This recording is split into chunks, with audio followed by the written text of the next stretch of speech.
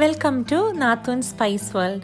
നിങ്ങൾ ആദ്യമായിട്ടാണ് ഈ ചാനൽ കാണുന്നതെങ്കിൽ സബ്സ്ക്രൈബ് ചെയ്യാനും താഴെ കാണുന്ന ബെല്ലൈക്കൺ പ്രസ് ചെയ്യാനും മറക്കല്ലേ. നമ്മളിന്ന് ഉണ്ടാക്കാൻ പോകുന്നത് കാഷ്യൂനട്ട് വെച്ചിട്ടൊരു അവിയലാണ്. പണ്ടൊക്കെ നമ്മുടെ നാട്ടിൽ പച്ചക്കശുവണ്ടി വെച്ചിട്ട് അവിയൽ ഉണ്ടാക്കിയിരുന്നു. അപ്പോൾ ഇവിടെ ഇപ്പോൾ പച്ചക്കശുവണ്ടി കിട്ടാനില്ല. അപ്പോൾ ഞാൻ സാധാരണ കാഷ്യൂനട്ട് വെച്ചിട്ട് അതൊന്ന് റീക്രിയേറ്റ് ചെയ്യാണ് ചെയ്തത്. ഈ അവിയൽ ഉണ്ടാക്കാനായിട്ട് ഞാൻ എടുത്തിരിക്കുന്നത് ഒരു ഏത്തക്കായ ഇതുപോലെ തൊലി ചിരണ്ടിയിട്ട് നീളത്തിലരിഞ്ഞ് വെള്ളത്തിലിട്ട് വെച്ചിട്ടുണ്ട്. അത് കറുത്തു പോകാതിരിക്കാൻ വേണ്ടിയിട്ടാണ് അങ്ങനെ വെച്ചിരിക്കുന്നത്. കുറച്ച് മുരിങ്ങക്കായ, അതുപോലെ തന്നെ കാഷ്യൂനട്ട്. എൻ്റെ കയ്യിലുണ്ടായിരുന്നത് റോസ്റ്റഡ് കാഷ്യൂനട്ടാണ്. അതുകൊണ്ട് ഞാനിവിടെ ചെറു ചൂടുവെള്ളത്തിൽ ഇട്ട് വെച്ചിരിക്കുകയാണ്. കുറച്ച് കഴിയുമ്പോൾ നമുക്കിതിനെ 2 പീസായിട്ട് സെപ്പറേറ്റ് ചെയ്തെടുക്കാം. ഇത്രയും കഷ്ണങ്ങൾ മാത്രമേ ഇതിലേക്ക് വേണ്ടുള്ളൂ. നമ്മൾ അവിയൽ ഉണ്ടാക്കാൻ ഉദ്ദേശിക്കുന്ന പാത്രത്തിലേക്ക് തന്നെ നെടുവെ കീറി വെച്ച മുരിങ്ങക്കായും ഏത്തക്കായും ചേർത്ത് കൊടുക്കാം. ഒരു 3 പച്ചമുളകാണ് ഞാൻ എടുത്തിരിക്കുന്നത്. അവനവൻ്റെ എരിവിനനുസരിച്ച് മാറ്റാം. അതങ്ങനെ ചതച്ച് വെച്ചത് നമുക്ക് ചേർത്ത് കൊടുക്കാം. കുറച്ച് മഞ്ഞൾപ്പൊടി, മുളക് പൊടി ചേർത്ത് കൊടുക്കാം. അതുപോലെ തന്നെ കുറച്ച് വെളിച്ചെണ്ണയും ചേർത്ത് നന്നായിട്ട് പുരട്ടി വെക്കാം. ഞാൻ ഉപ്പിടാൻ മറന്നുപോയായിരുന്നു. അപ്പോൾ ഇത് കുറച്ച് ഉപ്പും കൂടി ഇട്ടിട്ട് നന്നായിട്ട് പുരട്ടി വെക്കാം.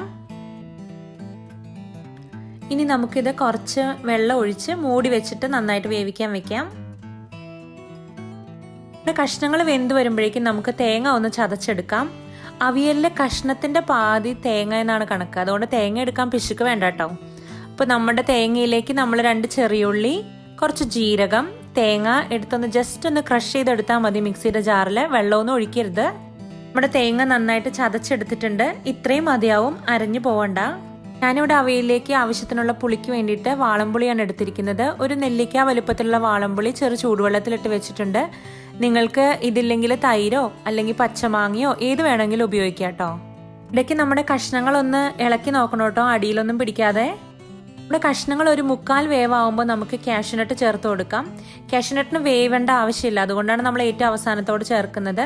കാഷ്യൂനട്ടും ചേർത്ത് നന്നായിട്ട് മിക്സ് ചെയ്ത് ഒരു 1 മിനിറ്റ് അടച്ചു വെച്ച് വേവിക്കാം. വീണ്ടും ആ 1 മിനിറ്റ് കഴിയുമ്പോൾ നമുക്ക് മൂടി തുറന്ന് നമ്മുടെ എടുത്ത് വെച്ചിരിക്കുന്ന പുളി അരിച്ചൊഴിച്ചു കൊടുക്കാം. പുളി അരിച്ചൊഴിച്ചു കഴിഞ്ഞ് നല്ലോണം മിക്സ് ചെയ്ത് അതൊന്നോടെ മൂടി വെച്ച് വേവിക്കാം. കഷ്ണങ്ങളിലെ വെള്ളമെല്ലാം നന്നായിട്ട് വറ്റിക്കഴിയുമ്പോൾ നമ്മൾ ചതച്ച് വെച്ചിരിക്കുന്ന തേങ്ങയുടെ കൂട്ട് നമുക്ക് ചേർത്ത് നന്നായിട്ട് മിക്സ് ചെയ്ത് കൊടുക്കാം. ചതച്ച് വെച്ച തേങ്ങ ചേർത്ത് കഴിഞ്ഞാൽ നമുക്ക് തീ ഓഫ് ചെയ്യാം.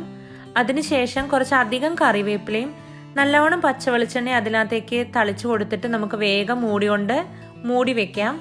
ആ പച്ച കറിവേപ്പിലയുടെയും പച്ചവെളിച്ചെണ്ണയുടെയും വാസനേനെ നമ്മൾ രക്ഷപ്പെടാൻ അനുവദിച്ചുകൂടാ. അപ്പോൾ നമ്മുടെ അവിയൽ ഇതാ റെഡിയായി കഴിഞ്ഞു. നല്ല സ്വാദുള്ളൊരു അവിയലാണിത്. എല്ലാവരും ഉണ്ടാക്കി നോക്കിയിട്ട് ഞങ്ങളെ അഭിപ്രായങ്ങൾ അറിയിക്കാൻ മറക്കരുത്. നാട്ടിൽ പച്ചക്കശുവണ്ടിയൊക്കെ കിട്ടുന്നവർ അത് വെച്ചിട്ടൊന്ന് ട്രൈ ചെയ്ത് നോക്കണേ.